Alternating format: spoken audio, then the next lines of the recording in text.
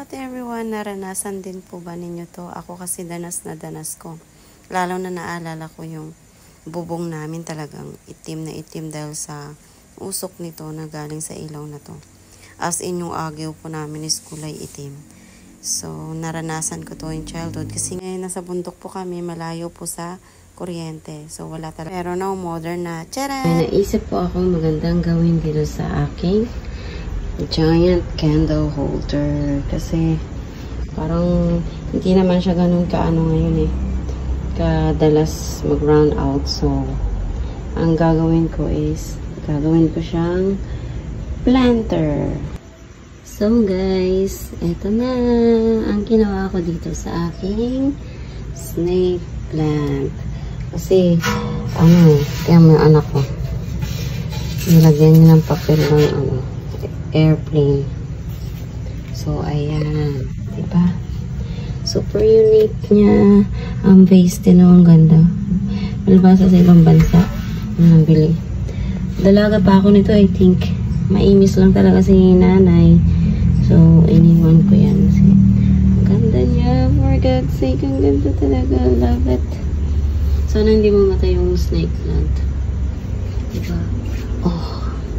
At least nagkaroon ng buhay kaysa doon sa walang kabuhay-buhay kasi pag candle Ito naman kasi from IKEA po yan. So, ito din from IKEA. Ayan, pwede siyang actually, iba yung katerno nito.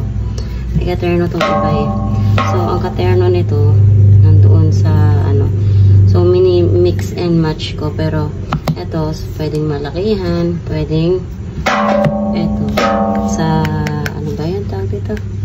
Yung maliliit lang siya. So, mas bet ko yung malaki. Okay. Wala akong kandila. Pero mahilig ako sa scented candle dati, as in, yung sa home center, mga ganyan. Ito naman kasi Home or Us. So, IKEA. Ito talaga, marami akong klase ng IKEA. Yung meron tatluhan, may dalawahan. Collection ko dati yan kasi yung IKEA. So, yan. Pa kaya guys, kung maganda ang bahay ko, no?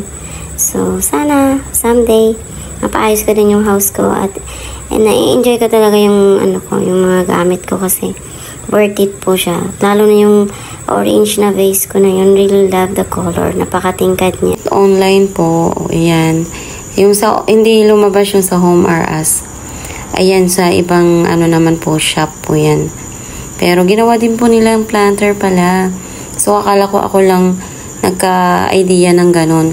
Pero, kung gagawin talang candle holder dito sa Pinas, mahilig po tayo sa, sa curtain. So, mas maganda na yung choice ko na kulob po kasi delikado po sa sunog, di ba?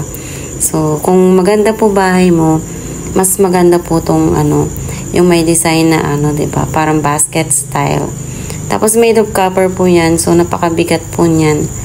So, ayun. Super happy sa result. Thanks.